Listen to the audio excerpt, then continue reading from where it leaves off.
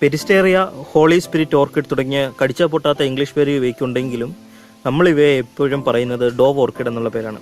അതാണ് ഏറ്റവും ജനകീയമായ പേരും ഇവയുടെ.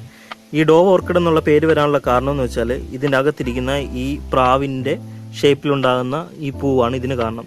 അപ്പോൾ ഇതിൻ്റെ അകത്ത് പ്രാവിൻ്റെ തലയും രണ്ട് ചിറകുകളുമായിട്ടുള്ള ഷേപ്പാണ് നമുക്ക് തോന്നുന്നത്. അതായത് പറന്നുയർന്നിരിക്കുന്ന രീതിയിലുള്ള ഈ ഷേപ്പാണ് ഇതിനെ ഡോവ് ഓർക്കിഡ് എന്ന് പറയപ്പെടാൻ കാരണം.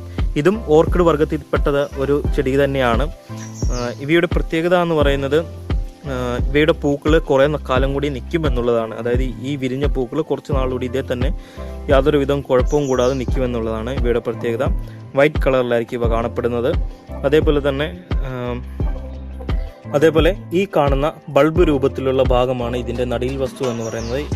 ഈ ബൾബാണ് ഇതിന് സെയിൽ നടക്കുന്നതും നമ്മൾ വിത്തായിട്ട് ഉപയോഗിക്കുന്നതും എല്ലാം ഈ ബൾബുകളാണ്. ഈ ബൾബിൽ നിന്ന് ആണ് പുതിയ തൈകൾ ഉണ്ടാകുന്നത്. ആ തൈകളിൽ നല്ല രീതിയിൽ വളർന്നു കയറിയതിന് ശേഷം അതിൻ്റെ ചുവട്ടിൽ നിന്ന് ഇതേപോലെ നീളമുള്ള കമ്പുകളിലാണ് പൂക്കൾ ഉണ്ടാകുന്നത്. ഒരു 15-നും 20-നും ഇടയ്ക്ക്, അതായത് ഒരു 15-ന് മേളിലോട്ടുള്ള പൂക്കൾ നമുക്ക് എങ്ങനെ പോയാലും ഒരു ചെടിയിൽ ലഭിക്കുന്നുണ്ട്. ആ ചെടി എന്ന് വെച്ചാൽ അതിൻ്റെ ഹെൽത്ത് അല്ലെങ്കിൽ അതിൻ്റെ ആരോഗ്യം അനുസരിച്ചിട്ടാണ് ആ ചെടിയിൽ ഉണ്ടാകുന്ന പൂക്കളുടെ എണ്ണം കുറയുകയും കൂടുകയും ചെയ്യുന്നത്. അപ്പോൾ ഇത് കുഴിച്ച് വയ്ക്കുമ്പോൾ നമ്മൾ ശ്രദ്ധിക്കേണ്ട കാര്യം എന്ന് വെച്ചാൽ ഇത് നല്ലതുപോലെ തണലും അതേപോലെ തന്നെ നല്ല രീതിയിൽ വെള്ളവും ഇഷ്ടപ്പെടുന്ന ഒരു ചെടിയാണ്. ഈ രണ്ട് ഘടകങ്ങളും ഇതിന് ഒത്തിണങ്ങിയാൽ മാത്രമേ ഇതിൻ്റെ വളർച്ച നല്ല രീതിയിൽ കിട്ടത്തുള്ളൂ.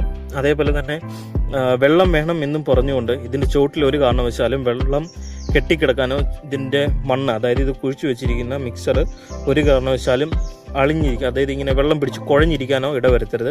അങ്ങനെ വന്നു കഴിഞ്ഞാൽ ചെടി അത് ആരോഗ്യത്തെ ബാധിക്കുകയും ചീഞ്ഞു പോവുകയും ചെയ്യും.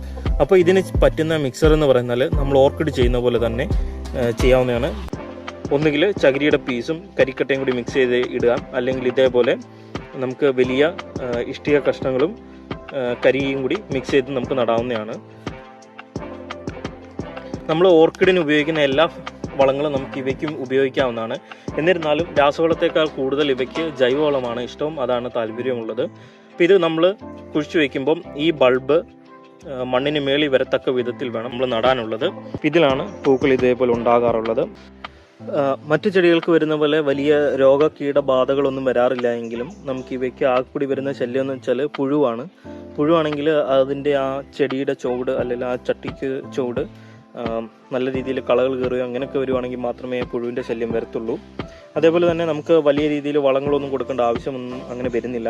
ആ ഗ്രോത്ത് ചെയ്യുന്ന സമയത്തുള്ള വളം മാത്രമേ ഉള്ളൂ.